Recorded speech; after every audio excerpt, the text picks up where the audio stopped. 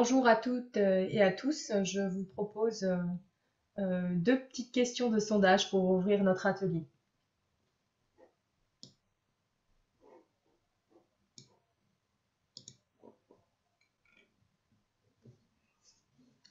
Donc la question numéro 1, qu'entendons-nous par mobilité solidaire ou inclusive? Permettre à tous de se déplacer, en particulier les personnes disposant d'aucune solution de mobilité, donner de l'argent aux plus pauvres ou se soutenir entre amis.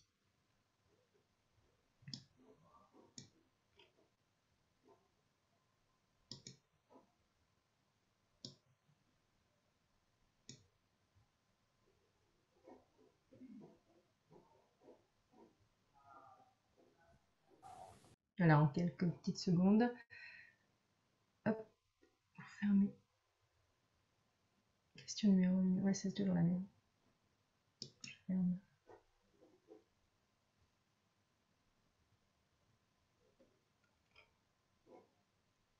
On peut peut-être voir les résultats.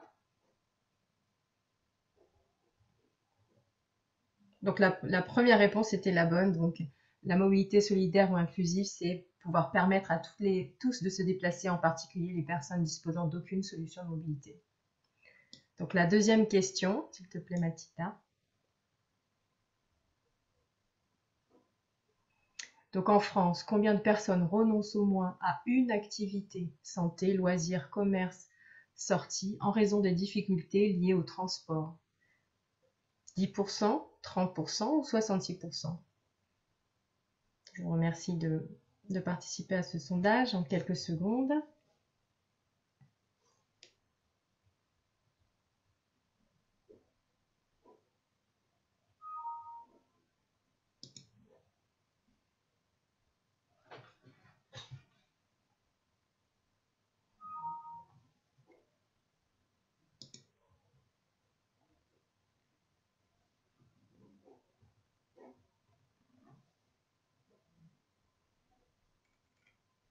Donc la réponse était donc 66%.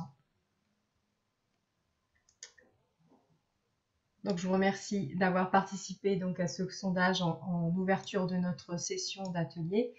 Donc moi je m'appelle Sandrine Bénard. Bonjour à toutes et à tous. Je m'appelle Sandrine Bénard. Je suis chargée de projet à l'agence Auvergne-Rhône-Alpes Énergie Environnement. J'ai travaillé pendant 3 ans sur le programme Pandora Plus qui visait à apporter des solutions de mobilité pour tous et tous les territoires en région Auvergne-Rhône-Alpes. Je vous remercie donc de participer à cet atelier numéro 3 intitulé « Comment mobiliser durablement les ménages, la communication, vecteur de changement » qui vous est proposé dans le cadre de la journée mobilité inclusive en clôture du programme Pandora Plus. Donc le programme Pandora Plus, en quelques chiffres, donc, il aura duré 3 ans, 18 partenaires de 15 territoires en Auvergne-Rhône-Alpes ont mené 32 actions innovantes en matière de mobilité. Des actions de mobilité à la fois économes en énergie et répondant à des besoins de mobilité de divers publics résidant dans des territoires peu denses, des territoires ruraux et en périphérie des villes. Nous allons pouvoir prendre connaissance dans quelques instants du projet du pôle métropolitain du Genevois français, un des partenaires de Pandora Plus, qui pour sa part s'est concentré sur la mise en œuvre d'actions de communication et de sensibilisation des usagers à l'offre de mobilité disponible sur son territoire. Pour cela, nous accueillons donc Madame la vice-présidente service mobilité Christelle Beurier et Monsieur Ludovic Antoine, responsable transport et mobilité pour le pôle métropolitain du Genevois français. Ils vont nous présenter en 20-30 minutes les actions du pôle métropolitain menées dans le cadre du programme Pandora Plus. Ensuite, un temps d'échange est prévu jusqu'à 15h25. Et une restitution de l'atelier se passera en plénière. On aura donc un lien qui va s'afficher 5 minutes avant la fin pour nous demander de repartir en plénière. À ce propos, je voulais savoir s'il y avait une personne volontaire pour la restitution de notre atelier.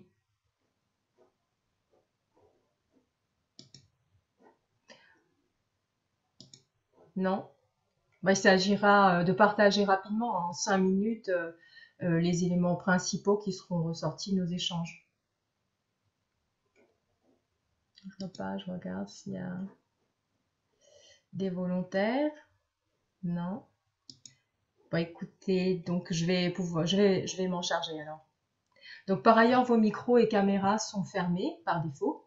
Merci à vous de les activer quand vous prendrez la parole. Vous pouvez soit lever la main pour prendre la parole ou écrire votre question dans le chat. Je relèverai les questions et serai gardienne du temps. J'espère que notre session sera la plus interactive possible et je laisse donc la place maintenant à nos intervenants du pôle métropolitain. Merci.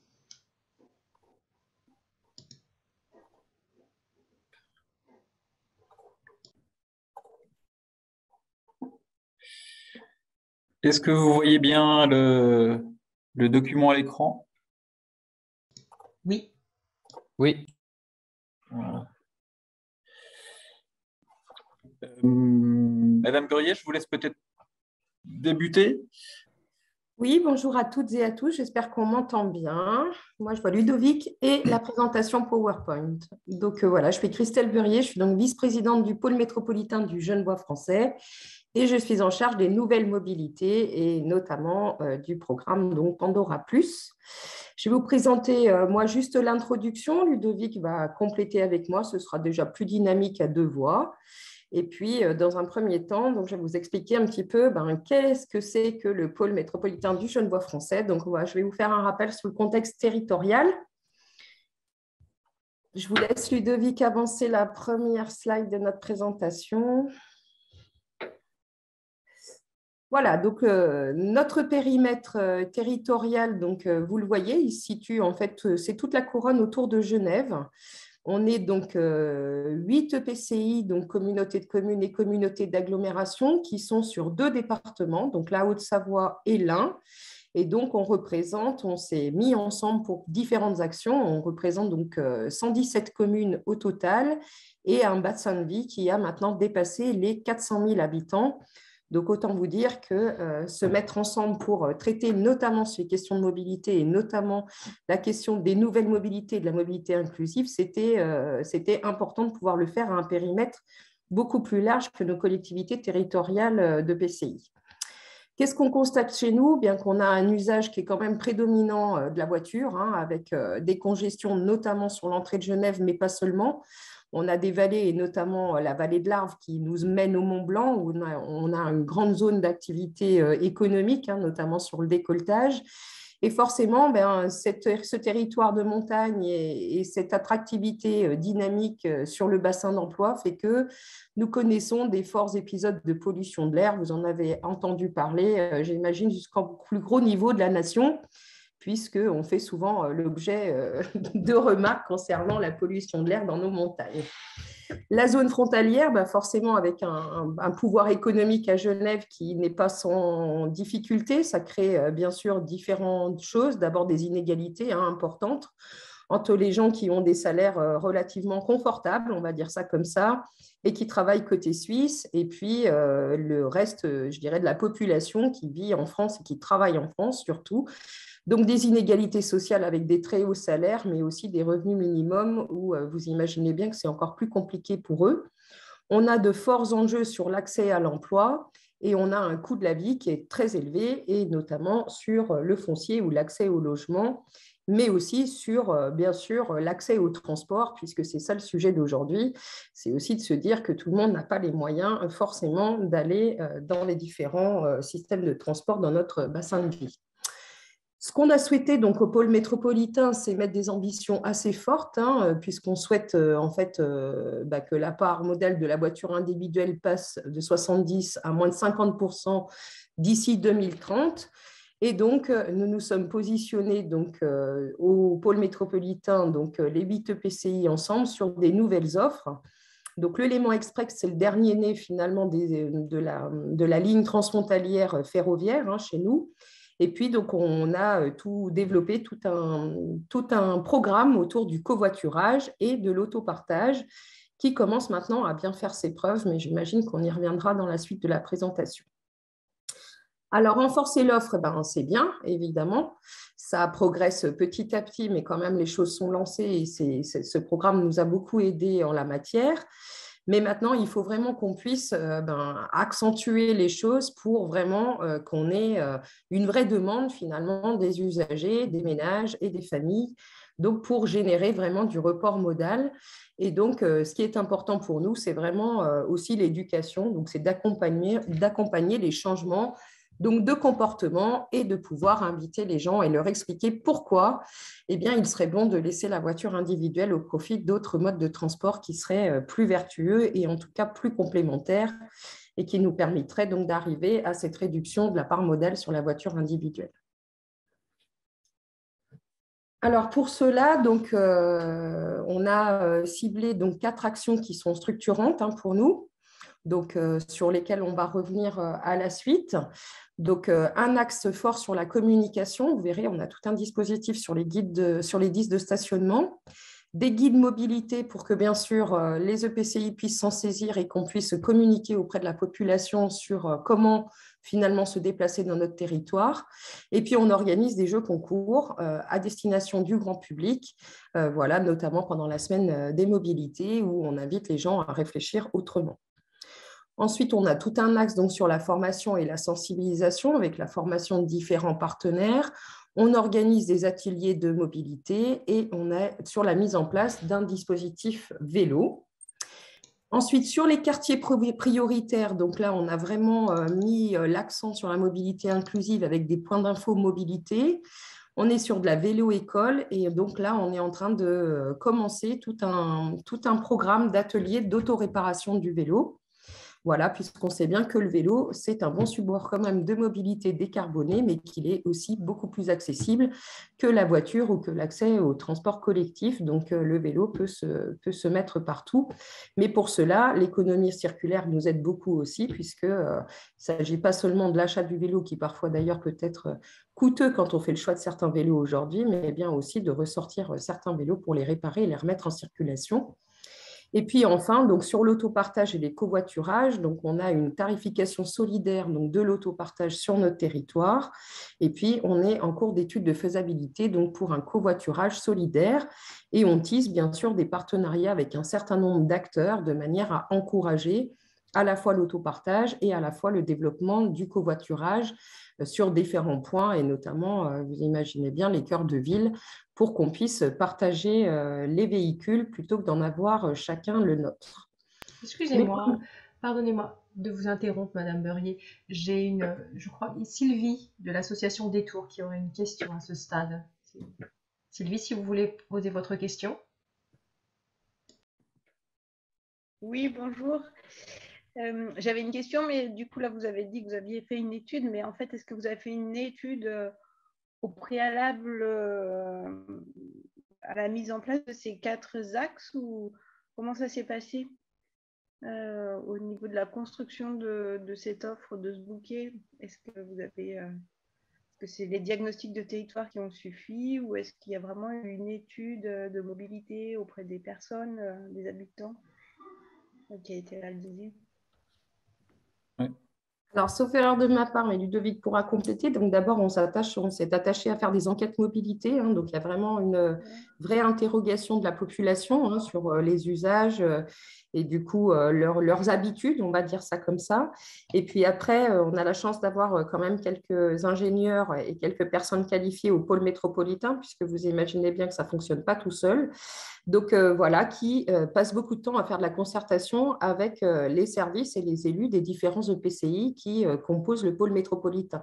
Donc, c'était plutôt, je dirais, une action sur le terrain pour connaître les comportements et puis ensuite une réflexion finalement de ce qui nous paraissait prioritaire. Je ne sais pas, Ludovic, si vous voulez compléter. Oui, non, mais c'est exactement ça. Et ce qu'il faut bien voir, c'est que le programme Pandora, pour nous, il arrivait vraiment à point nommé parce qu'il a permis de corriger, en tout cas de gommer le trou dans la raquette qu'on pouvait avoir, parce qu'on a travaillé beaucoup sur les infrastructures de transport collectif lourd, sur la diminution de l'autosolisme, etc., sur le covoiturage. Mais il nous manquait aussi tout un axe spécifique d'accompagnement justement à toutes ces mobilités alternatives. Et c'est vrai que Pandora, ça nous a donné un vrai coup de pouce pour pouvoir structurer ces 4 actions, donc qui relèvent à la fois en fait l'identification de ces 4 actions comme vient de l'expliquer Mme Beurier, il provient notamment d'un certain nombre d'enquêtes qui démontraient aussi là où il fallait aller, et aussi des retours terrain, que ce soit nos territoires, les intercommunalités, comme les différents acteurs de la mobilité, qui se sont positionnés pour nous dire, bah, voilà, il y a un défaut de communication très fort, il y a un besoin aussi d'accélérer les services autour du vélo et de travailler notamment par le biais du programme Pandora sur les mobilités partagées, solidaires. Voilà comment ça s'est construit petit à petit. D'accord, ok, merci. Je vous laisse poursuivre, Ludovic, peut-être Ouais. sur les disques de stationnement. Je poursuis. Alors, juste en introduction, avant les disques de stationnement, en fait, je voulais très rapidement, puis surtout, n'hésitez pas toutes et tous à m'interrompre. Comme on est sur un atelier lié à la communication, il y a l'aspect de choix modèle. En fait, qu'est-ce qui fait qu'on arrive sur un changement de comportement? Et on voit qu'on a plein, bon, je vais pas faire un cours de sociologie ou autre, mais on voit qu'on a il y a beaucoup de ressorts, beaucoup de points d'attention, d'obstacles qu'il faut lever pour pouvoir opérer justement ce changement modal entre l'utilisation de la voiture et puis les transports collectifs ou les mobilités partagées, et qui relève d'un panel de facteurs, que ce soit les aspects de coût de temps et après toutes les valeurs personnelles, le comportement, etc. Et donc qui sont vraiment importants aussi dans cette décision de changer de comportement. Alors, comportement pas forcément radicalement, mais ça peut l'être, je sais pas, moi je prends les transports collectifs ou le covoiturage 1 ou 2 fois par semaine. Mais ça, voilà, c'est ce qui permet de déterminer aussi le ressort du choix, qui, pour le coup, a été complètement amplifié avec le Covid. Ça, c'est le point positif finalement, c'est que ça a dopé clairement le changement de comportement. Ça a dopé la pratique du vélo parce que finalement, en 6 mois, on dit souvent qu'on a eu une pratique du vélo qui s'est faite en 6 mois alors que ce qui était prévu en 5-6 ans. Donc, il y a eu une vraie accélération aussi là-dessus, qu'il faut aussi générer après sur le long terme. Et puis, j'aime assez bien présenter aussi ce schéma sur, en gros, les différentes catégories de personnes, les réticents, qui sont qui, dans tous les cas, ne covoitureront pas, c'est pour prendre l'exemple du covoiturage. Les dubitatifs, ceux qui, bon, plutôt sont circonspects par rapport au mode alternatif. Les réceptifs, mais qui ne sont pas encore prêts à passer à l'action. Et puis les convaincus, bah, voilà, qui pratiquent déjà le covoiturage ou qui sont toujours prêts à le poursuivre. Et donc, c'est vrai que autant il y a encore quelques années en arrière, les réticents, on ne pouvait pas les bouger, c'est-à-dire qu'ils restaient dans cette case. Et on va dire la crise sanitaire a fait transformer aussi un peu ces 4 phases et a permis aussi de faire en sorte que les réticents deviennent plutôt dubitatifs ou réceptifs et qu'on aille de petit à petit vers la flèche verte. Voilà, bon, c'était juste en introduction, mais maintenant je vais rentrer plus sur le cœur du sujet. Et je tiens aussi à remercier nos différents prestataires, notamment Aegis Conseil, qui nous a aidés à la structuration du programme Pandora, qui est présent aussi aujourd'hui, ainsi que WeMove et puis les différents prestataires locaux aussi sur le Genevois français qui nous ont aidés aussi à la mise en place de ces différentes actions. Sur les disques de stationnement, c'est une petite action, mais qui était plutôt sympathique autour du covoiturage, qui visait voilà, qui ont été distribués dans les différentes communes du territoire, dans les différents espaces d'accueil au public, et avec une petite touche d'humour aussi qui permet d'avoir un disque de stationnement qui fait la promotion de notre site Covoiturage Léman, qui est un site fêtier sur le bassin lémanique, sur le Genevois français, qui agrège les différents sites d'opérateurs privés et publics, comme Ovici, mais il y a aussi Blablacar, Klaxit, ecovoiturage.ch, etc. Enfin, il y a 7 plateformes, 7 opérateurs qu'on retrouve dans cette plateforme. Et à travers les éléments de communication, on a notamment donc, du coup, ce disque de stationnement qui a été mis en place et qui a été diffusé. Et on a mis en place également, grâce au dispositif Pandora, un kit de communication de covoiturage qu'on met à disposition plus globalement à toutes les communes du Genevois français. Donc, ça représente 118 communes pour 430 000 habitants à peu près. Mme Burier l'a rappelé tout à l'heure. Donc, on essaye aussi d'avoir des actions qui soient au plus proche des territoires et qui puissent être diffusées aussi localement à travers les différents organismes, soit communaux, soit intercommunaux. Donc ça, c'était plutôt apprécié par les détenteurs. C'est un format donc disque de stationnement et puis qui permet de mettre en avant aussi la plateforme covoiturage Léman.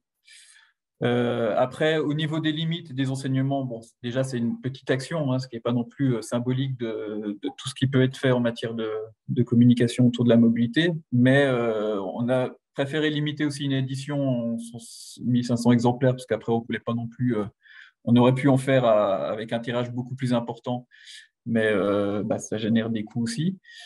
La communication est importante, mais elle n'est pas suffisante pour changer les comportements. Mais ça, je pense qu'on peut le mettre à tous les niveaux. Enfin, ça se manifeste en tout cas à travers cette action-là. Et puis, évidemment, ce qui est le plus difficile, et je pense qui concerne l'ensemble des actions de communication, c'est qu'on a du mal à mesurer aussi l'impact que ça peut avoir sur un changement de comportement au-delà de l'aspect un peu sympathique de l'action. Est-ce que derrière ça génère ou ça peut influencer un début de changement de comportement? Donc voilà pour cette première action. Après, on a édité des guides de la mobilité. Alors pour le coup, moi à titre personnel, je ne pensais pas que ça allait avoir autant de succès. Alors, je montre juste la photo. Ce sont des guides qui ont été édités par territoire, par axe de déplacement, en gros par intercommunalité. Donc, on en a édité 6 sur le territoire, en direction de Thonon agglomération, Annemasse-Agglo, la vallée de l'Arve, la CC du Genevois, c'est vers Saint-Julien-en-Genevois. Donc là, on est en Haute-Savoie. Et puis après, 2 autres guides sur le pays belgardien, donc gare TGV de Bellegarde, donc là on est dans l'Ain, et puis dans le pays de Gex, entre le Jura et le lac Léman. Donc chaque fois pour ces guides-là, c'est des guides assez opérationnels, puisqu'on mettait un certain nombre d'informations sur le coût du ticket, les tarifs, les abonnements autopartage, covoiturage, les alternatives finalement à la voiture en général, sur les transports collectifs. On avait aussi un plan que vous voyez aussi sur la photo en bas à droite, un plan des transports sur le territoire. Et ça, c'est vrai que ça a été vraiment apprécié. Enfin, en tout cas, les retours qu'on a sont très positifs. Il n'y a rien de vraiment novateur dans cette action-là, mais les retours qui nous ont été faits, c'est que voilà, c'est typiquement un support qui manquait aussi sur le territoire. Alors, on a chacun les plans de transport ou des guides un peu généraux, documents d'appel, mais il manquait finalement un document spécifique sur les mobilités alternatives qui a pu être, on va dire, réalisé notamment grâce au programme Pandora et qui était donc diffusé par territoire, donc édition par territoire.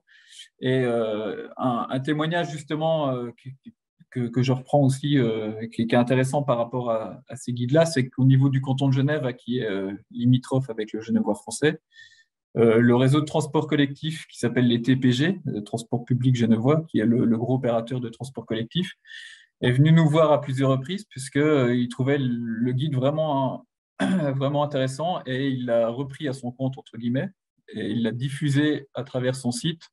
Nous, on leur a transmis les fichiers PDF. Et voilà, il trouvait que c'était vraiment quelque chose qui était plutôt bien fait et qui permettait finalement d'être en complémentarité avec les produits de communication actuels. Donc voilà, je reviens juste en arrière sur l'enjeu et l'approche. Donc c'est évidemment d'informer, de valoriser l'offre de mobilité, mais tout mode, avec un accent spécifique un peu opérationnel sur l'autopartage et le covoiturage. Sensibiliser sur les coûts cachés de l'autosolisme. Donc, c'est pas mal, on a fait des comparaisons aussi relativement simple entre le coût de la voiture, le coût d'un transport, enfin d'un ticket ou d'un trajet en transport collectif ou en covoiturage, en prenant quelques exemples assez précis. Et puis, ces guides-là ont été diffusés dans toutes les structures d'accueil de public, que ce soit tourisme, social ou mairie. Voilà, et on a pu justement bien travailler cet aspect-là. Donc voilà au niveau des réussites.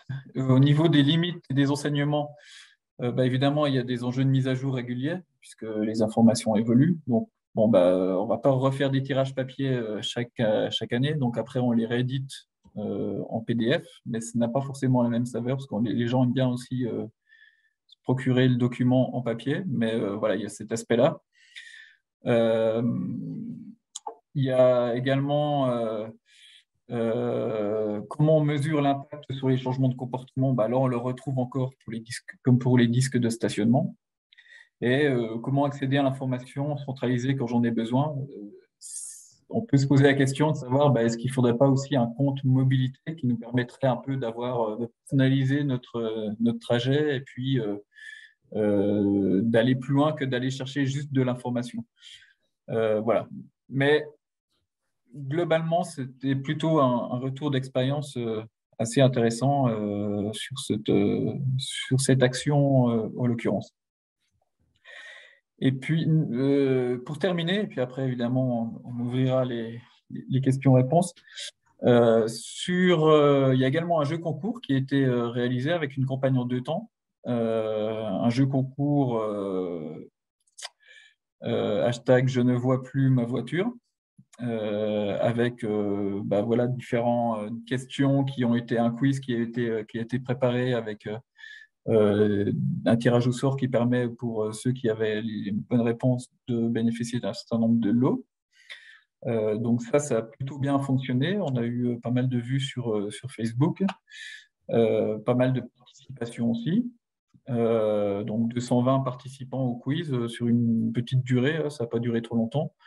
Et puis surtout, c'est toujours pareil, l'objectif c'est aussi d'aller à l'encontre des idées reçues et puis d'amener aussi un message un peu plus spécifique en prenant l'exemple que vous avez sur l'écran.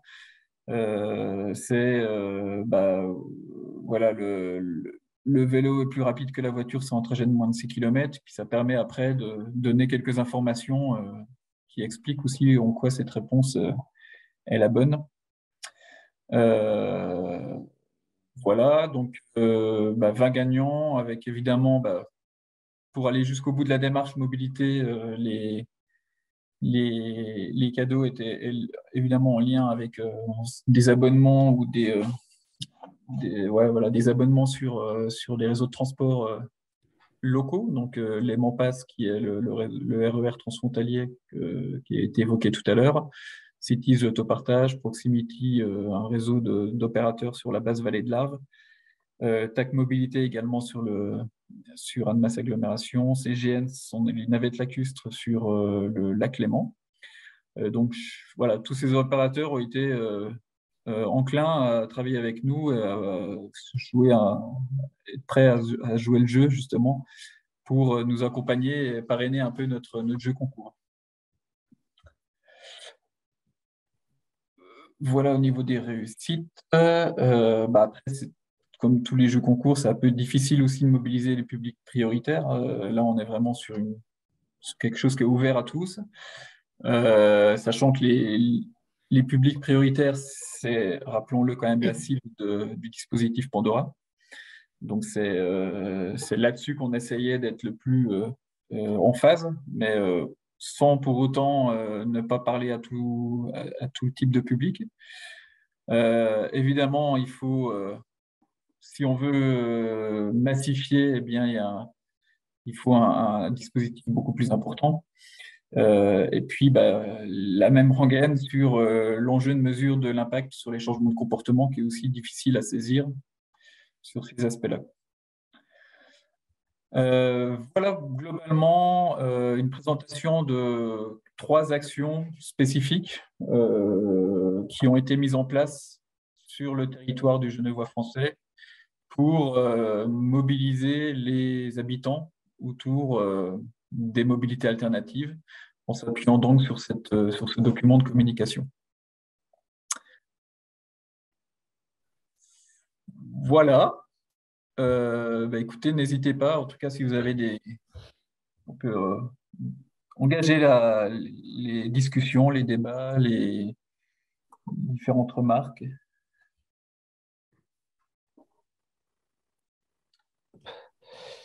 J'allume la caméra. Voilà. Bonjour, donc Pierre Egoyen pour la Comcom du Grésivaudan, donc en Isère. Ce que je remarque, ça a l'air vraiment très bien comme système. Par contre, il y a une vraie, comment dire, des liens très, très forts entre les différentes institutions pour mener tout ça. C'est un peu le pendant, je dirais, de la chose, parce que ça a l'air vraiment très bien. Moi, j'imagine bien ça sur notre territoire aussi. Bon, c'est plus une remarque positive. Alors, oui, ça a été… Madame Berrier, je vous laisse répondre, peut-être. Des liens très forts, oui, forcément. Donc, on a déjà on a des représentants de chaque EPCI, donc au conseil syndical du pôle métropolitain, où on se voit à peu près une fois par mois. Et ensuite, donc, on est 2 élus de chaque EPCI qui se retrouvent une fois par mois en plus du conseil syndical. Ensuite, il y a de nombreux webinaires en fait, qui se font. On a des rendez-vous en fait, avec les EPCI, EPCI par EPCI sur des thématiques particulières. Donc, on les invite en fait, à des échanges, à un peu du brainstorming voilà, sur les questions de mobilité, de développement durable, d'économie, etc. Enfin, toutes les thématiques qu'on traite. Mais c'est vrai qu'on est quand même très en proximité du pôle, quoi. Et du coup, vous, le syndicat date de quand et du coup, ça s'est fait vite ou c'est quelque chose qui est historique, on va dire, sur votre territoire? Voilà. Après, parce que nous, au niveau du SMAC, il y a 2 ans, sur l'aire grenobloise, c'est vrai que c'est en cours, mais je pense qu'on est moins avancé. Voilà. Et je laisse la parole, pardon. Il a été créé en 2017, c'est ça, Ludovic, hein. Il s'appelait l'ARC au départ. Et donc, ensuite, il a ouvert un peu plus aux EPCI. Donc, en fait, la couronne a grandi. L'accord historique, ça concernait un plus petit périmètre. Puis ensuite, l'accord a grandi. Mais en fait, ce n'est pas très ancien. 2017, ce n'est pas très vieux, finalement. Mais c'est quelque chose qui a assez bien pris, surtout sur les questions de mobilité et surtout sur les questions de nouvelles immobilités qui sont émergentes aujourd'hui, pour lesquelles les Comcom sont déjà bien occupés avec leur AOM la plupart du temps. Donc, ça permet vraiment d'avoir une complémentarité. On n'est pas du tout on ne se marche pas dessus, quoi. Il y a vraiment une complémentarité de ce qui est fait au pôle et de ce qui, par rapport à ce qui est fait dans les EPCI. Merci beaucoup. Monsieur Arnia, si vous voulez oui, prendre la parole, oui. Oui, donc j'avais une réaction, une petite question aussi. Le thème, c'est bien sûr communication. Donc, on est vraiment dans une action de communication, c'est-à-dire que, d'ailleurs, dans le schéma que vous avez fait, vous partez du choix. Le choix est l'offre quelque part, et à cette offre-là, il faut que corresponde un besoin. Ensuite, une demande sur laquelle vous avez travaillé, et puis en amont encore, on pourrait dire, il y a le désir des personnes. Donc, cette offre de communication, comment est-ce qu'elle pourrait s'articuler à une offre qui serait plutôt une offre d'éducation? Parce que l'éducation, c'est souvent dans le sens inverse, c'est-à-dire qu'on essaye de partir de la personne, on met la personne au centre, son désir, éventuellement créer une demande, un besoin et une offre qui peut être une offre qui n'est pas calibrée. Tandis que là, vous êtes sur des offres déjà très calibrées, avec peu de surprises où il faut adapter. Ou est-ce que vous avez envisagé cette question de l'éducation, peut-être pour justement les publics que vous ne touchez pas ou qui ne viennent pas, surtout dans un cadre plus inclusif, en fait? Je dirais qu'il y a un peu des deux quand même. Il y a effectivement partir du constat et de l'attente des habitants au travers des enquêtes mobilité, etc. Mais il y a quand même aussi derrière ça de l'impulsion de départ vers des nouvelles mobilités, notamment sur le covoiturage, l'autopartage qui n'était pas du tout installé. Après, c'est en y créant un réseau finalement et finalement en allant convaincre et chercher quelques-uns que finalement après, c'est comme tout, quoi. Le bouche à oreille fait son œuvre et qu'ensuite on voit apparaître les premiers résultats qu'il faut communiquer, qu'il faut valoriser et qui, du coup, petit à petit, font que ça grandit et ça s'amplifie. Et puis, évidemment, on a bien sûr la volonté de continuer dans ce sens-là et il nous paraît incontournable, justement, de pouvoir aller plus loin et d'aller vraiment chercher les gens à l'endroit où on a envie d'aller toucher des publics spécifiques, notamment sur les quartiers prioritaires, mais pas seulement. Et là, on se dit que ça ne peut pas passer que par des outils de communication écrits ou web, mais que ça peut que passer aussi par la rencontre humaine. Donc, l'objectif pour ces prochaines années, c'est qu'on puisse avoir aussi des agents qui soient des vrais ambassadeurs, finalement, des nouvelles formes de mobilité et qu'on puisse se donner les moyens qu'ils aillent vraiment à la rencontre des habitants à l'endroit où ils sont. Merci.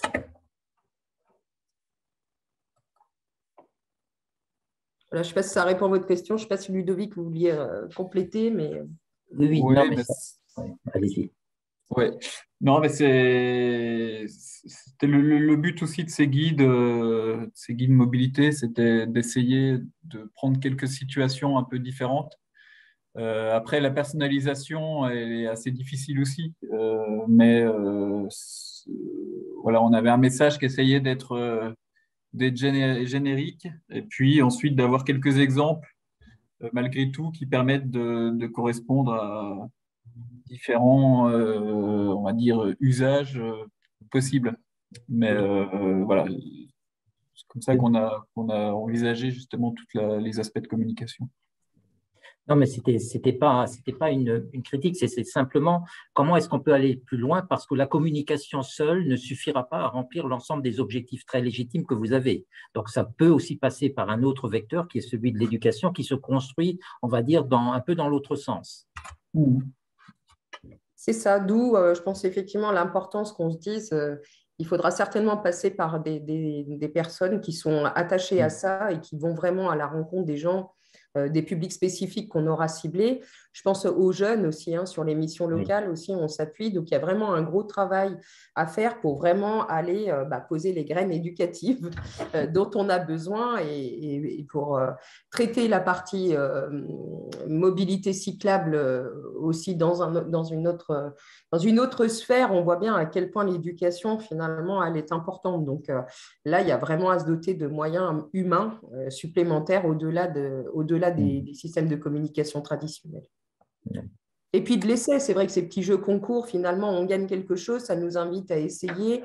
Enfin, je pense que c'est aussi se donner l'opportunité, on l'a vu notamment avec les vélos assistance électrique, des gens qui sont très éloignés finalement de la pratique cyclable, qui, parce qu'ils en ont l'opportunité, essayent une fois, et l'essayer une fois, c'est finalement avoir envie, se rendre compte que finalement on dédramatise un peu l'outil et que c'est plus accessible que ce qu'on pensait, et que finalement c'est moins compliqué, et que finalement c'est peut-être un premier pas vers une mobilité active qui était délaissée. Donc, il faut aller chercher, il faut trouver les bonnes occasions pour aller faire des tests, leur donner envie et puis susciter un peu des chiffres chocs, un peu ça, le coût de la voiture, le coût du transport, le coût du trajet, combien il est possible d'économiser, quel bienfait ça a.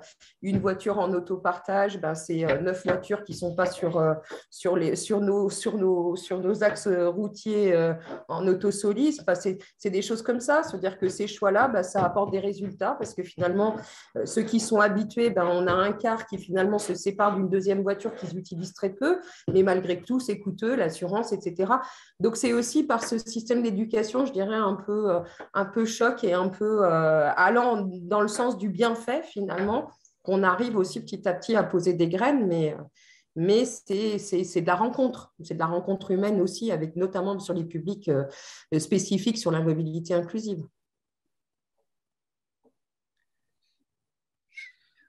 Merci. Je vois qu'il y a plusieurs mains levées. Mesdames Girard et Roy. Alors, oui, bonjour à tous. Nous, on s'interrogeait sur plusieurs aspects de l'intervention. Enfin, déjà, bravo pour tout le boulot. On avait une petite question, notamment sur la manière dont vous avez réussi à mutualiser et à intégrer les différentes plateformes de covoiturage au sein d'un même site. Et on se demandait aussi dans quelle mesure est-ce que ce n'était pas déjà une solution qui était proposée par la plateforme Oura et pourquoi ce n'était pas une solution qui avait été utilisée, enfin en tout cas choisie par votre structure. Donc voilà, c'était plutôt sur comment de communiquer de manière plus efficace sur toutes les solutions qui existent et quelle est la limite entre créer des solutions vraiment qui regroupent toutes les solutions du territoire ou alors essayer de mieux utiliser l'existant en tout cas. Donc, on s'interroge Alors, là-dessus. ouais. Est-ce que vous voyez mon écran ou c'est toujours le PowerPoint? Non, c'est toujours le PowerPoint. D'accord. Alors, je vais juste faire une petite manip.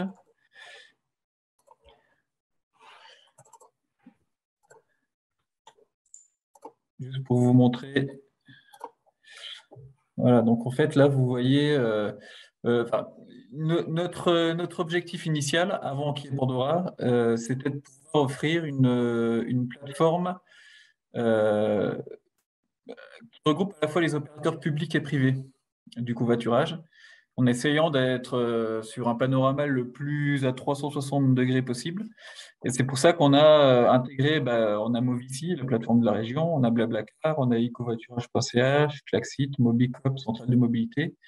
Et l'objectif étant, à partir du moment où on met son point de départ et son point d'arrivée, le moteur de recherche va chercher dans les meilleurs trajets offerts par l'une des 6 plateformes et ensuite retombe sur le site. Donc là, on n'est pas sur un opérateur en tant que tel, on est vraiment sur un site chapeau qui est là pour communiquer autour du covoiturage en général, après sous la bannière Covoiturage Léman. Et puis en intégrant aussi toutes les communautés actives aussi qui existent sur des groupes Facebook ou autres, de manière à être le plus courant possible et pas se limiter uniquement à un seul opérateur de covoiturage. En fait, voilà, c'était bien ça qui nous a qui a fondé la création et l'objectif de cette plateforme. Donc voilà en 2 mots, pour répondre à votre question, en illustrant justement sur la plateforme.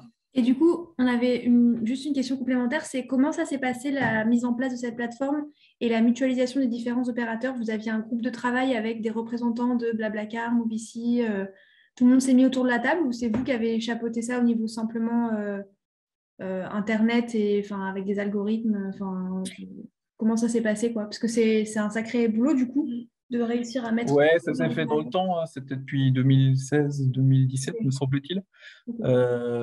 Donc on l'a fait, oui, il y avait eu des groupes de travail, et puis après on est passé par un agrégateur, enfin en tout cas la création d'une base de données qui a permis d'opérer justement de l'interopérabilité dans les différents sites.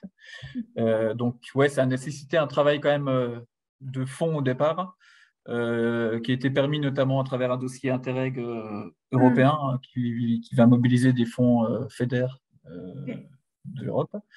Donc, au départ, c'est un projet Interreg France-Suisse. Et c'est pour ça qu'il y a des opérateurs de covoiturage suisses et français. Et en fait, cette plateforme qui s'appelle donc Covoiturage Léman, on a souhaité la faire vivre au fur et à mesure et puis remettre aussi quelques nouveaux opérateurs au fur et à mesure, l'ouvrir au privé parce qu'au départ elle était uniquement au public et puis intégrer aussi du covoiturage dynamique comme on a pu le développer aussi sur le territoire avec le dispositif Élément. D'accord. Et dernière question, du coup, vous ne communiquez pas sur le dispositif Oura? Alors, Oura, c'est différent, parce que Oura, c'est la communauté tarifaire. Ok. C'est Movici, en fait, la plateforme région covoiturage. Donc, Movici, elle est bien dedans. Mais Oura, c'est pas le même. Oura, on est plutôt sur une info voyageur générale qui n'intègre pas que l'aspect covoiturage. Ouais. Mais du coup, c'était un peu le sens de ma question, c'était que du coup, sur le covoiturage, vous avez votre plateforme. Et est-ce que vous intégrez dans votre communication, puisque vous avez une communication assez globale, également, enfin, pour moi, Oura, c'est aussi un calculateur d'itinéraire qui agrège différents transports en commun. Et maintenant, aujourd'hui, ils agrègent aussi bien les TER que les bus régionaux. Du coup, est-ce qu'il y Ouais. a une communication croisée Ah bah, multimodale? si elle y est pas, faut pas qu'elle y soit, effectivement, bah, c'est effectivement des pistes de. Enfin, il faudrait qu'on l'intègre de manière à ce que ça soit. Qu'on fasse le lien directement, ouais, clairement. Ouais. Ouais, ouais. Mais en tout cas, merci de. Du coup, c'est une info qu'on peut donner à tout le monde parce qu'on était sur nos smartphones là en même temps parce qu'on testait des Ouais. choses. Et du coup, j'ai l'impression que l'application Oura s'est pas mal améliorée. Enfin, en tout cas, ça agrège pas mal de dispositifs. On a des trajets porte à porte avec des TER, des bus de différentes, enfin, avec différentes AOM. Enfin, c'est assez bien fait, quoi. Donc, mais après, bah, effectivement, c'est passé différent du covoiturage. Ok, merci. Une question de François Bernigaud, qui attendait depuis un petit moment. Ouais. François, si tu veux bien. Oui, je ne vais pas lever la main à propos de ce sujet particulier, mais je voulais, à propos de la diapo numéro 6, elle m'a fait repenser aux formations qui nous ont été proposées dans le cadre du projet Pandora. C'est l'occasion quand même de saluer l'aide que nous a apporté l'agence Aura 2E. Et en ce qui me concerne, elle m'a donné accès à des formations extrêmement inspirantes et qui m'ont vraiment donné des clés pour continuer le travail dans le domaine. Donc, je voulais le saluer et la remercier à cette occasion. Et plus particulièrement, on a eu une formation sur les changements de comportement dans laquelle j'ai retenu l'idée qui n'est pas rapportée ici, mais qui, à mon avis, est intéressante à souligner, c'est que dans les différents groupes d'utilisateurs, hein, on a les réticents, les dubitatifs, les réceptifs, les convaincus, l'idée forte qui nous avait été apportée par le cabinet Entre les Arbres qui nous avait formés sur le changement de comportement, c'est que les interlocuteurs et les bonnes personnes pour faire évoluer les différents groupes ne sont pas forcément les mêmes. En particulier, les déjà convaincus ont un courant de sympathie avec des gens qui sont experts, qui sont hyper motivés, qui sont des militants, qui sont prêts à passer leur vie sur le sujet.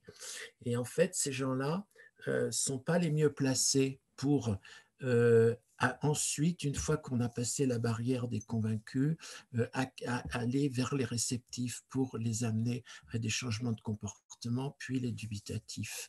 Alors, depuis que j'ai suivi alors Sandrine pourra détailler beaucoup plus que moi, elle était dans cette formation et elle a plus de mémoire que moi, mais moi j'ai essayé quand même de le décliner dans les différentes occasions que j'ai eues. Je me suis aperçu que c'est extrêmement difficile faire comprendre à quelqu'un qui a empoigné le dossier, qui est parti avec le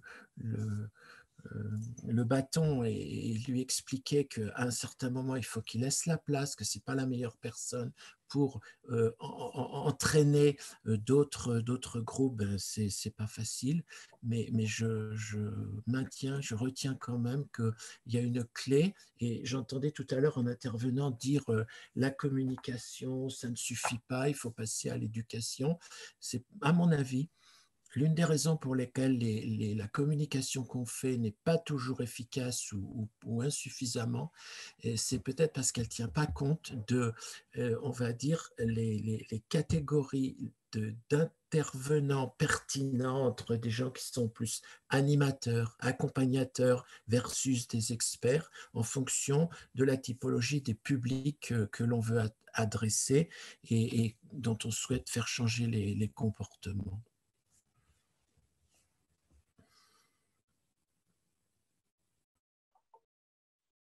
Écoutez, merci de votre intervention. Merci François. Je crois que j'avais vu Xavier qui a levé la main. Xavier Bribois? Non, c'est plus le cas. Oui, je suis à vous dans 2 minutes. J'ai un Très bien. petit problème d'enfant qui pleure. Entendu.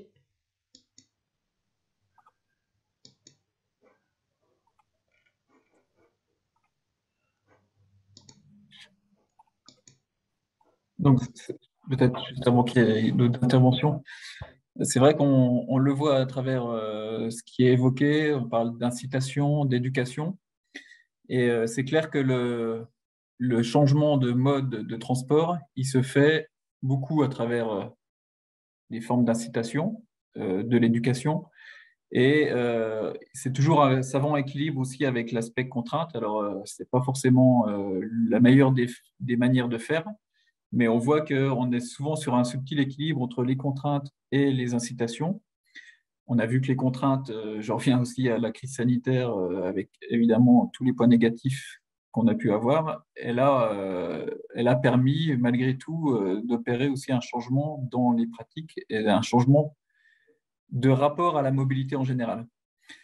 Forcément, on ne pouvait plus travailler, donc ça a développé le télétravail qui est maintenant commencé à s'instaurer aussi et permettre de limiter aussi les trajets, et redessiner aussi la carte territoriale des zones d'habitat et des zones de logement. Elle a permis de prendre davantage son vélo alors que ce n'était pas le cas avant. A contrario, elle a provoqué aussi une baisse d'utilisation des transports collectifs. Donc ça, c'est à déplorer. Du covoiturage aussi, qui en a pâti également pour des raisons sanitaires. Mais voilà, c'est pour montrer aussi que sur ces deux aspects, incitation, contrainte, on a les deux leviers finalement qui nous permettent d'arriver à une modification comportementale pour emprunter un autre mode de transport que celui qu'on emprunte habituellement, enfin j'allais dire pour le cas qui nous concerne, la voiture, puisque en tout cas sur le Genevois français comme ailleurs, enfin le Genevois français c'est un territoire qui a la plus forte dépendance à la voiture en France, c'est-à-dire que le taux de motorisation, on a je crois deux voitures par ménage, 50% des ménages ont un minimum deux voitures, alors que la moyenne nationale, je crois que c'est entre 30 et 35. Donc il y a un vrai effet important qu'on peut constater sur le Genevois français et la région du Grand Genève en général. D'où évidemment ce type de dispositif qui est encore plus criant et encore plus nécessaire pour arriver justement sur ces objectifs de report modal ou de changement de comportement.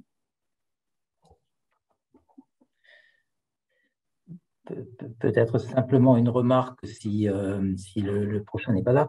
La contrainte ou finalement l'incitation change des comportements, mais pas de la même façon. On va dire que la contrainte change le comportement beaucoup plus rapidement, mais de façon moins durable et avec des risques aussi, alors j'exagère peut-être un peu, mais d'explosion sociale ou au moins de mécontentement. C'est-à-dire, je change parce qu'on m'oblige à changer. L'incitation ou la récompense change le comportement, mais avec une adhésion aussi à ce changement. Ça veut dire que sur la durée, en général, en termes d'éducation et de pédagogie, il vaut mieux récompenser que contraindre. Ça ne veut pas dire qu'il ne faut pas le faire. Hein, la contrainte, elle est quand même utile, mais en termes de résultats et surtout de durabilité, ce n'est pas exactement la même chose. C'est juste, oui. Merci.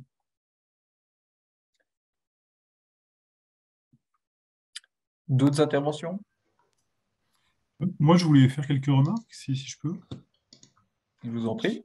Bonjour à tous. Donc, moi, je suis psychologue social aussi. Je travaille justement sur ces logiques de changement de comportement et j'ai eu l'occasion depuis un certain nombre d'années maintenant d'essayer de faire passer des messages. Et c'est très agréable de voir votre présentation parce qu'il y a beaucoup de choses que vous avez très bien entendues et je suis heureux de voir comment ça se traduit en propositions. Alors bien entendu, c'est pas facile pour autant. Là, vous êtes dans un axe qui est quand même essentiellement de communication, pour ce que j'en ai moins entendu. Même si les autres ne s'appellent pas communication, il y a quand même beaucoup d'éléments qui ont vocation à toucher les individus et à évoluer parce qu'elle a attiré leur attention, qui est une vraie étape primitive du changement. Par contre, c'est vrai qu'il y a moyen de compléter ça par une manière d'aborder les intentions individuelles qui soient plus présentes dans le contexte et dans la durée. Et je pense notamment à des axes qui sont pérennes et répétitifs, comme les interventions qu'on fait à l'école, de formation des enfants au vélo, avec des animations annuelles, de parades. À Lille, ils sont très bons pour ça, ils en parlent souvent. Mais qu'on le mérite d'avoir, en plus de ces actions ponctuelles très visibles d'attraction d'attention, d'avoir aussi un fond qui fait avancer les choses dans la durée au sein des représentations dans la population cible. Voilà, enfin, ça c'est une chose. Vous parliez des mesures. Ce qu'on fait quand même classiquement, c'est d'essayer d'avoir un territoire contrôle dans lequel on n'intervient pas pour voir si par comparaison on voit des différences. Bon, je sais qu'en général, on n'a pas envie de ne pas intervenir sur un territoire et sur tous les autres pour des questions d'égalité et de satisfaction des différents élus impliqués. Mais c'est quand même une méthode qui peut permettre de voir des différences. Et plus globalement, sur le fond, je voulais dire que quand même, ce qui est le plus déterminant du comportement, c'est le contexte dans lequel baigne l'individu. La communication, elle va essayer de faire évoluer la perception que l'individu se fait de ce contexte ou lui permettre de s'arrêter pour réfléchir, ce qui est tout à fait essentiel. Mais il faut aussi agir sur le fond et sur le contexte. Et c'est vrai que généralement, et de plus en plus, c'est un peu mon cheval de bataille, on voit que les actions qui sont menées ciblent quand même essentiellement les usagers de la mobilité au sens large, qui en fait sont pas souvent ceux qui ont le plus de capacité de marge de manœuvre pour faire évoluer leur pratique, hein, et qui en plus ont souvent le sentiment d'être les boucs émissaires de problèmes qui en fait ne sont pas de leur fait. Ils en parlaient ce matin d'ailleurs. Et du coup, je me demandais si vous aviez envisagé un deuxième volet de cette action, qui aurait été de faire de la sensibilisation, mais auprès des techniciens de collectivités, des élus, des employeurs et de tous les prescripteurs de mobilité d'ailleurs. Parce que finalement, c'est aussi là qu'on a un énorme levier qui est encore un petit peu négligé et sur lequel on peut faire beaucoup de choses. Oui, merci en tout cas pour votre intervention. En effet, oui, on a des programmes de formation à travers le réseau Agir qu'on propose aux élus et techniciens.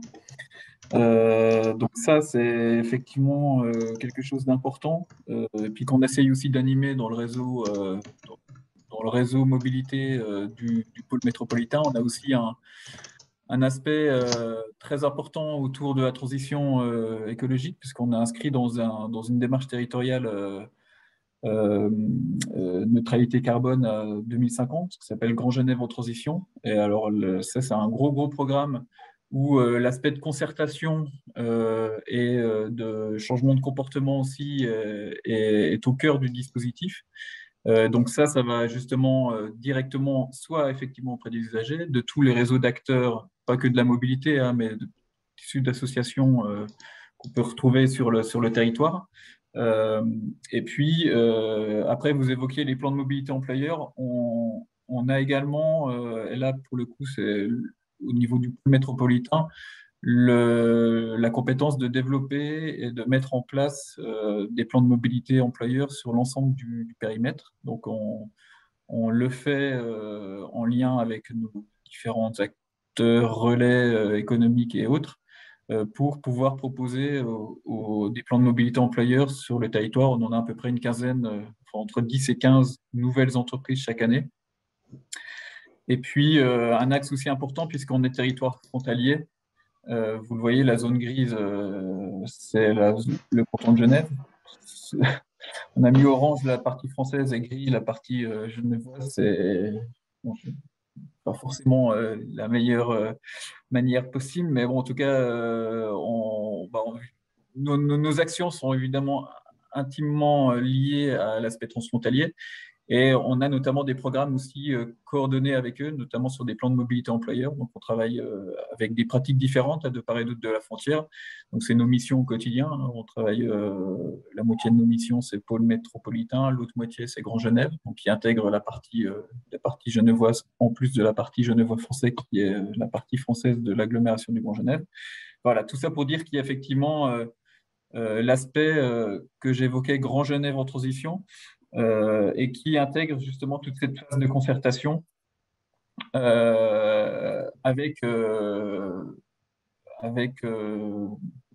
réseau d'associations locales et puis avec nos partenaires genevois. Juste pour repréciser, quand je pense à la sensibilisation des techniciens et des élus, moi je suis toujours et encore, depuis plus d'une dizaine d'années, stupéfait de constater à quel point les acteurs publics sont prêts à mettre des millions d'euros dans une bretelle d'autoroute qui va ne faire qu'augmenter le flux d'automobiles et les problèmes que ça génère, alors que ça les gêne de mettre plus de quelques centaines de milliers d'euros sur un plan vélo. Ouais. Là, il y a un problème de mentalité de fond chez les fabricants de la mobilité qui a besoin de changer presque plus que celui des usagers finaux. Pour ce qui est chez nous, le travail est quand même bien avancé. Hein. Oui, certes, je ne me rends pas compte. Hein, oui, voilà, on a quand même un peu dépassé ce stade. Enfin, moi, pour présider une association nationale qui est Vélo et Territoire, pour ne pas la nommer, qui fédère les collectivités de France autour du vélo, ça fait déjà maintenant 6 ans. On a lancé des plans au travers des départements qui sont quand même dans l'initiative et pour accompagner les EPCI. Et on a quand même à l'intérieur de nos EPCI, ils sont quasiment tous maintenant dotés d'un plan mobilité vélo avec des schémas structurants. Et d'ailleurs, un certain nombre d'entre eux ont répondu à l'appel à projet et sont éligibles à vélo. Donc, il y a quand même chez nous, les premières réalisations sont transfrontalières. Et là, je reprends ce que disait Ludovic sur le côté aussi transfrontalier de cette affaire. On fait leur preuve de manière immédiate. Donc, ça a été, pour ceux qui n'étaient pas convaincus, la surprise, parce qu'en fait, dès qu'on livre une infrastructure avec quelque chose de maillé, de sécurisé, etc., on voit tout de suite, finalement, que l'usager, lui, il est bien au rendez-vous. Donc, c'est un territoire qui a quand même, qui n'est peut-être pas à la hauteur de certains autres territoires, notamment de notre région. On est quand même dans une dynamique qui maintenant, le travail, le cheminement intellectuel a quand même été réalisé ces dernières années. Donc, on arrive à un stade quand même où on est en train vraiment de se structurer et de développer vraiment des réalisations et des concrétisations de ce qui a été initié il y a déjà 400 ans maintenant. Donc, voilà. Après, sur l'autopartage, le covoiturage et tout ça, c'est plus long. Sur le réseau d'autostop, tout ça, je crois que les plans vélo, ça y est, ça commence en fait avec la LOM, etc. Il y a eu beaucoup de choses autour de ça, donc c'est parti. Et puis il y a les associations d'usagers qui sont là aussi, qui portent beaucoup. Et ça nous aide beaucoup aussi d'entendre les différentes associations qui viennent interpeller aussi les pouvoirs publics. Sur le covoiturage et l'autopartage, et même sur le réseau autostop, on a plus de mal à faire rentrer ça dans les mentalités, expliquer que le covoiturage, c'est bien, qu'il faut avoir un réseau de voitures en autopartage, qu'il faut créer des lignes, qu'il faut se doter d'outils. C'est plus neuf. Donc, il faut faire encore plus de pédagogie auprès des élus et parfois des techniciens aussi. Mieux, tant mieux. En tout cas, je trouve aussi qu'il y a un vrai cercle vertueux de ne pas s'adresser simplement à l'usager, mais de mobiliser autour de lui des groupes qui défendent des positions et de les laisser s'exprimer, de les écouter, et que tout le monde puisse ensemble aller dans la bonne direction. Ça marche mieux que d'arrêter l'individu final comme étant le responsable de tous les problèmes. Et les employeurs, bon, sur leur responsabilité aussi aujourd'hui, RSE, la sociale, solidaire et écologique, il y a aussi une vraie envie finalement des entreprises de pouvoir être nourries, notamment par les pouvoirs publics sur ces questions. Donc, on avance bien aussi sur les plans mobilité des employeurs et ils sont assez demandeurs finalement qu'on les accompagne aussi dans ces démarches-là et notamment sur la mobilité des employés. Donc, ça, c'est petit à petit, ça avance quand même. Monsieur Martinez, vous souhaitiez réagir? Oui, merci. Moi aussi, enchanté, je suis Frédéric Martinez, chercheur en psychologie sociale. Donc, je m'associe à tout ce qu'a dit Xavier Brisebois, effectivement, pour le truc. J'aimerais juste, en fait, vous féliciter et vous dire que quelque part, il y avait le débat de l'éducation, mais moi, je pense aussi que vous avez fait de l'éducation parce que vous avez informé. Et en fait, il y a des choses qui sont très bien au niveau de la psychosociale et que je trouve assez fabuleuses. En fait, dans le sens où vous avez aussi ancré les choses dans du concret, dans du réel et pas dans du changement climatique ou du CO2 qui est très lointain des gens. Et en fait, comme on est sur mobilité inclusive, je tenais aussi en termes de psychosocial à vous féliciter parce que justement, la mobilité inclusive, c'est aussi ceux qui sont pas, alors il y a la ruralité, mais ceux qui ont aussi des horizons temporels qui, pour des conditions socio-économiques, sont ramenés au présent. et vous avez utilisé, et je trouve à bon escient, donc c'est pour vous le dire en psychosocial, des arguments qui sont concrets, qui sont temporellement proches, comme le coût, comme la congestion.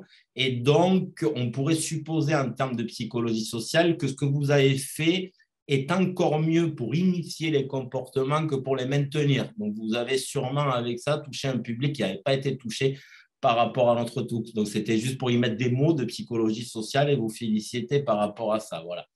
Et sur l'éducation, je ne vais pas lancer le débat, mais effectivement, les communications éducatives comme ça, qui sont les prix, en fait, permettent évidemment de motiver aussi intrinsèquement, c'est-à-dire de manière intérieure, sans incitation financière et sans contrainte.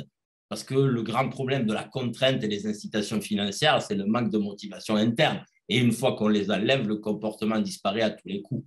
Et grâce à cette communication, et voilà. Et je pense que c'est très bien pour les gens de marquer ça dans le concret, dans le temps de trajet, dans la pollution, dans tout ça, plutôt que changer la mobilité, toujours pareil pour le changement climatique, il faut attendre. Et voilà, c'était juste pour vous dire, et si vous voulez des références en psychologie sociale sur ces théories qui disent ça, avec grand plaisir. Voilà, bravo en tout cas.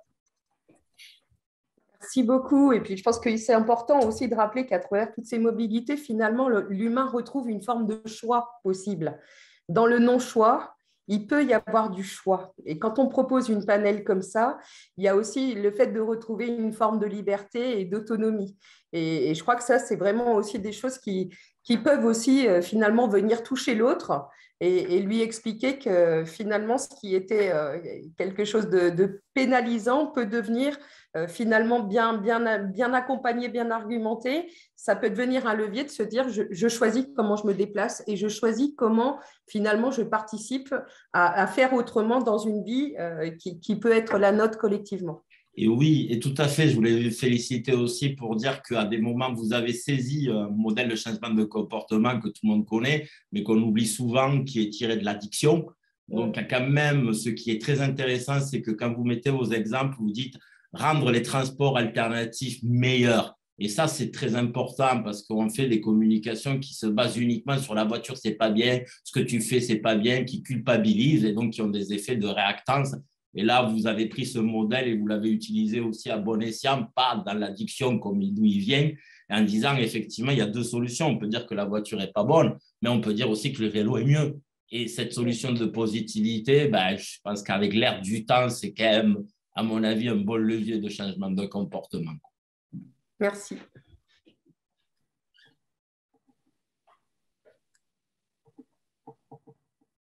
Merci à vous. Je crois que je vois Sylvie qui souhaite prendre la parole. Oui, Sylvie. Oui. Oui, en fait, effectivement, tout ce qui est éducation, formation, les ateliers, on va toucher certains publics. Mais moi, je suis toujours frappée de voir aussi les publicités pour l'utilisation des grosses voitures.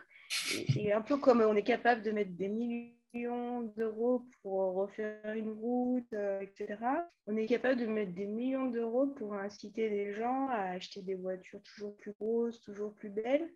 Et ça fonctionne en plus, et même pour les publics précaires qui, parfois, malgré l'accompagnement mobilité, vont avoir envie d'acheter une grosse voiture alors qu'ils n'en ont pas forcément l'utilité.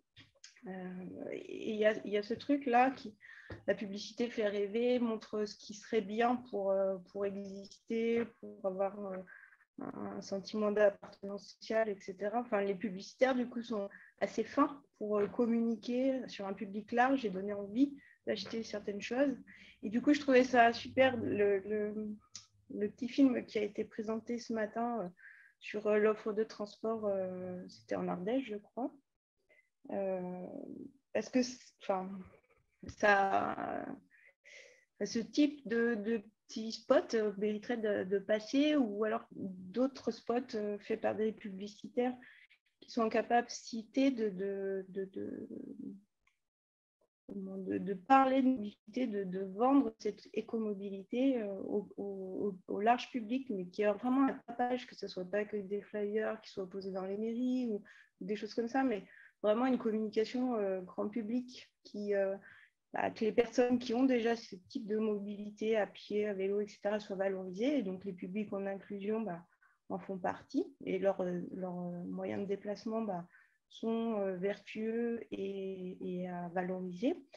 Et puis que les autres soit se trouvent un peu à devoir changer de comportement aussi parce que en fait, c'est ridicule d'être tout seul dans sa grosse voiture pour faire 4 km.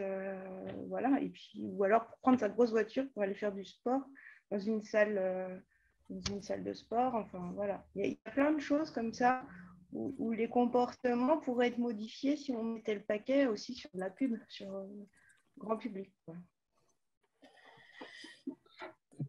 Ce sont des questions qu'on n'hésite pas à poser au ministre. Il y avait toute une réflexion de la ministre actuelle de la transition écologique, notamment sur l'image qui était véhiculée à travers les publicités dans les médias. Elle voulait d'ailleurs promulguer une loi à ce sujet qui enlevait la malbouffe, les voitures qui consommaient, les voitures thermiques qui consommaient, qui polluaient, etc., etc. Bon, et évidemment, on imagine bien que derrière, il y a des accords financiers incroyables et économiques.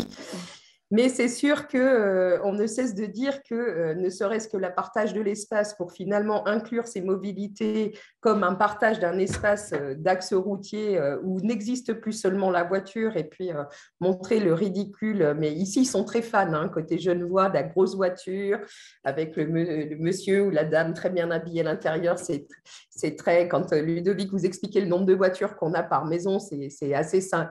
C'est assez emblématique chez nous. Voilà. Pour aller à Genève, il faut quand même avoir un très gros 4x4, il faut le dire. Donc, voilà. Donc, on se bat contre toutes ces images. Mais justement, je crois qu'il y a des retours quand même maintenant avec le Léman Express, notamment sur le ferroviaire. On voit que notre RER transfrontalier invite quand même les gens à se mobiliser sur la mobilité autrement. Et puis, au travers peut-être d'une appli qui rend les choses pratiques parce que quelqu'un qui se déplace, il veut partir d'un endroit A pour aller à un endroit B et il veut y aller rapidement et de manière qui corresponde à son confort personnel. On a envie de dire ça comme ça, c'est un peu ça. Donc, tout l'enjeu, c'est de lui montrer qu'en fait, tout ça, ça peut se retrouver, mais en faisant un peu autrement et que cette manière-là de se comporter différemment et de se déplacer différemment sera plus vertueuse finalement que l'image qu'il avait de son déplacement quotidien dans les stéréotypes que vous citez. Il faudrait taxer d'ailleurs fortement, moi je pense, ces publicités. Dans la continuité de ce que j'ai mis sur la discussion, il y a eu dans la loi climat, il y a un arrêté début de l'année qui oblige maintenant tout spot de radio, télé, cinéma, internet, écran publicitaire d'avoir une mention hashtag se déplacer moins pollué. Donc, je ne sais pas si vous l'avez déjà vu sur les pubs. Alors, c'est très fulgurant. C'est furtif. En une seconde, ça apparaît au début, puis après, ça s'enlève. Mais voilà, c'est une petite avancée. Mais en tout cas, voilà, il y a cette mention-là qui est désormais intégrée, même si on veut vendre son Porsche Cayenne dernière génération.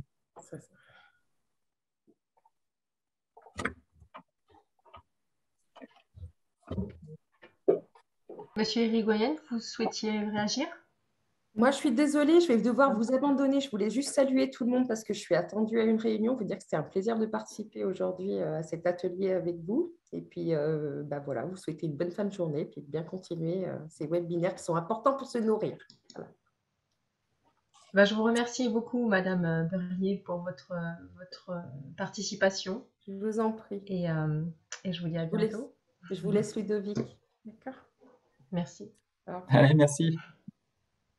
Oui, je voulais compléter juste pour rappeler, on parle communication, derrière, il faut être connecté au réel avec des projets, je pense, et la meilleure communication, c'est quand elle se base sur les projets qu'on mène, faire du vélo, si on n'a pas de piste cyclable appropriée, ça a tout de suite moins d'intérêt. Et nous, je pense que M. Bernigo pourra le compléter, mais on a un lien continu à l'usager qui nous fait remonter fait aussi le lien avec les psychologues et les chercheurs qui ont intervenu. Les usagers nous écrivent indirectement via les associations pour nous dire ce qui ne va pas et ça nous pousse à agir toujours plus. Après, sur les voitures, sans prendre de prise à partie, nous, on a la réflexion, on va dire, naturelle avec la mise en place de la ZFE dans la métropole voisine.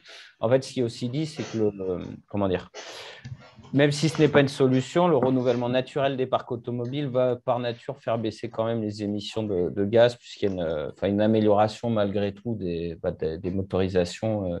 Globalement, elles polluent moins. Après, il y a la question des volumes et autres, ça, les taxes carbone et tout ça qui pourraient entrer en vigueur. Mais globalement, l'effet du temps réduit malgré tout les pollutions, en tout cas, notamment aujourd'hui avec le changement ou les évolutions récentes sur la place du diesel qui est en réduction complète et qui d'ici quelques années devrait quand même avoir une part vraiment beaucoup plus faible sur les parcs automobiles. Voilà. Juste la petite remarque.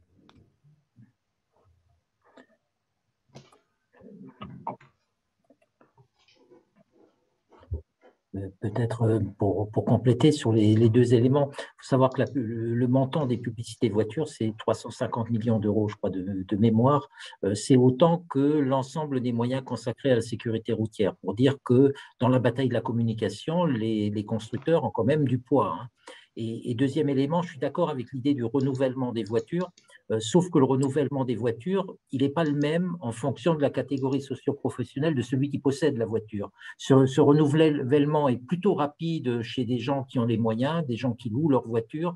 Ce renouvellement est beaucoup plus lent chez les populations qui sont des populations fragiles, qui continuent à acheter encore aujourd'hui des véhicules diesel parce qu'ils ne sont pas chers, et qui pourraient se retrouver contraints de devoir le laisser sans avoir la solution pour acheter autre chose. Donc, c'est pour ça qu'il faut un tout petit peu pondérer ça. C'est la vraie limite de la ZFE d'ailleurs. Oui. Dans sa forme actuelle, parce que l'État est en train de réfléchir justement pour que ce soit une mesure plus juste socialement. Oui, après nous, on mène des réflexions aussi sur la ZFE, Ludovic, pour savoir est-ce que ce n'est pas aussi un moment clé de changement de comportement. Donc, est-ce que ce n'est pas une alerte aussi? Donc, la ZFE, il ne faut pas l'avoir comme une restriction, il faut l'avoir aussi comme une élément aussi de changement de comportement, quoi. Est-ce qu'il n'y a pas quelque chose qui cloche? Est-ce que je ne pourrais pas faire mieux? Donc, c'est aussi dans toute une pensée sociale autour de ça, quoi. Après, je pense qu'il y a la pollution, mais pour le renouvellement, il y a aussi le vélo, c'est plus du sport, la marche, c'est plus du sport. On fait fi de toutes les particules fines. Je signale qu'un diesel a moins de particules fines qu'une essence. Donc, ça dépend où on se situe, la pollution. Du coup, voilà, je ne suis pas sûr que le renouvellement, et je partage ce que vous avez dit sur le fait que les catégories socio-défavorisées ont du mal à se renouveler et pour ajouter le coût, prennent de plein pot les publicités, donc achètent plus de voitures mais ne peuvent pas neuves, donc les anciennes et se font attraper par les ZFE et n'ont pas payé le crédit et ne peuvent pas l'utiliser. Donc, en termes de mobilité inclusive, il y a un cercle vicieux des publicités sur les classes sociales défavorisées qui est quand même, je l'ai dit, très vicieux et très pernicieux. Pardon d'avoir pris la parole sans me l'avoir donné, mais c'était de l'interactivité, je suis désolé. On m'avait dit d'agiter. Oui, pas de problème. Oui, s'il y a un blanc pour continuer un petit peu, c'est l'idée aussi, la pollution, ce n'est pas que l'échappement. Voilà. Vous aurez beau changer la motorisation, une grande partie de la pollution, c'est les plaquettes de frein, les pneus et les véhicules électriques qui sont des véhicules particulièrement puissants, gagnent beaucoup en émissions de gaz à effet de serre, mais par contre sont plus polluantes par rapport aux pneus et aux plaquettes de frein. Voilà. Et ça n'existe pas une voiture zéro déchet, Vous l'avez dit.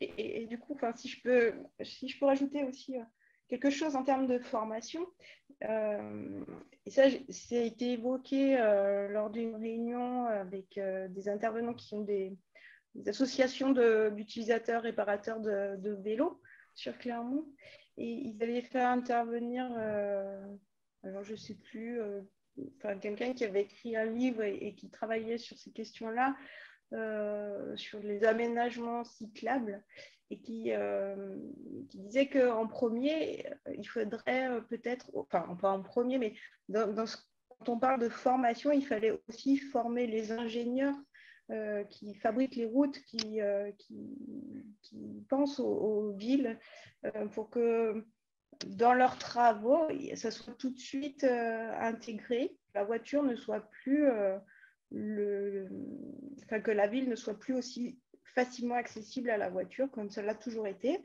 faire des parkings souterrains sous les lieux de réunion.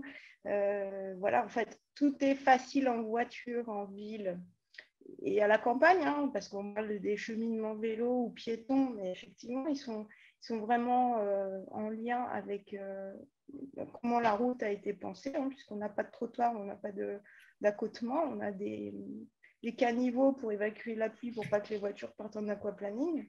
Donc, en fait, il faudrait sûrement dans la formation inclure aussi les professionnels qui pensent à l'aménagement du territoire en termes d'architecture, de voies, de routes, etc. Et que ça devait être pensé. Donc, il y a les enfants, les publics actuels, mais il y a aussi tous les futurs professionnels qui doivent avoir une formation sur tout ça, quoi.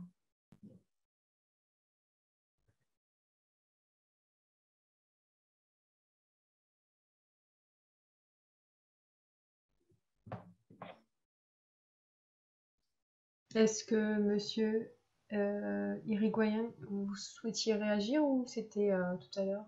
Vous n'avez pas peut-être oublié de baisser la main? Non, je ne sais pas s'il m'entend.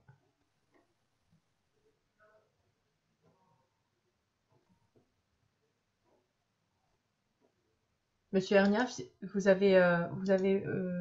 n'avez pas baissé la main, c'est ça? Vous ne souhaitez pas réagir de nouveau? Non, c'est bon. D'accord, entendu. Très bien. Donc, c'est bon, on n'a plus de réaction. On va pouvoir basculer dans quelques minutes en plénière.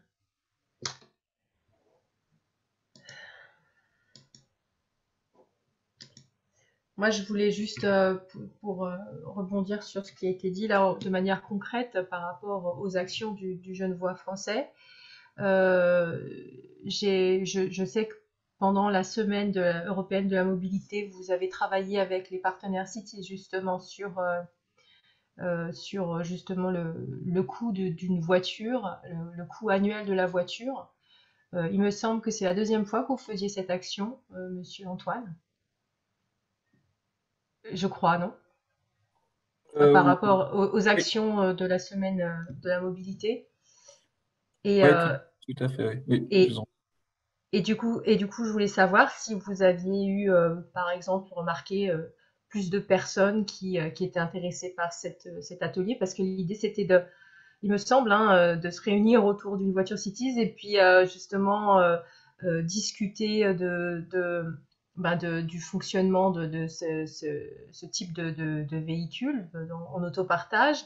Et donc vous faisiez aussi une promotion, si je puis dire, de ce genre de comportement par rapport à avoir une voiture annuelle qui était très très extrêmement chère. Vous avez parlé, il me semble, de 500 € par mois. Et donc voilà, je voulais savoir si vous avez constaté qu'il y avait de plus en plus de personnes qui étaient intéressées par ce genre de communication. Oui. Bon, vu que, comme on le disait, le taux de motorisation il est vraiment excessivement élevé sur le Genevois français. Oui. Et du coup, l'appétence au transport collectif et aux mobilités partagées l'est tout autant. C'est-à-dire que voilà, dès qu'il y a un transport collectif, il est victime de son succès. Enfin, en tout cas, il a du succès et les mobilités partagées, c'est pareil. Et Cities, en effet, on a fait plusieurs ateliers ou formation, ou pas formation, mais atelier ou présentation du dispositif. Et on a plus de 25 voitures Cities aujourd'hui. Ils sont implantés depuis quelques années. On en a encore inauguré à La Roche-sur-Foron juste avant Noël, à Bonneville, à Saint-Pierre-aux-Faucigny, enfin, dans la vallée de l'Arve. Et donc, on en a maintenant qui sont dispersés sur tout le territoire. et on voit que ça commence à prendre. Donc, il y a un vrai intérêt. Puis l'autopartage, la communication est aussi importante autour. Enfin, elle est plutôt bien faite aussi sur les apports, en prenant des exemples très concrets. D'ailleurs, j'aurais pu le mettre aussi sur la présentation. Les accroches sont vraiment intéressantes. En gros, c'est très très opérationnel. Voilà, je prends une voiture Cities une après-midi pour aller faire un tour pour aller en station de ski ou autre. Ça me coûte 20 euros. On peut y aller en covoiturage en plus. Ça me fait 5 euros chacun. Et le rapport avec le coût d'une voiture en parallèle permet de montrer aussi les gains. Donc là-dessus, c'est vrai que ça marche bien. Et on le voit, il y a de plus en plus de stations sur des villes de plus de 5-6 000 habitants. Avant, c'était 10 000 avec une gare seulement. Maintenant, c'est redescendu. Donc, voilà, ça correspond à un besoin. Et quand on sait qu'une voiture d'autopartage remplace 10 voitures et que voilà, il y a quelques petits messages clés qui font leur effet en tout cas et qui se traduisent dans les faits. Ouais. Très bien, je vous remercie. J'avais envie vraiment de discuter de cette opération. J'avais trouvé vraiment très intéressante. Merci à vous tous pour cet atelier qui a été vraiment riche. Je vous propose de gagner la plénière par le petit lien qui a été mis dans le chat. On se retrouve tout de suite en plénière. Merci.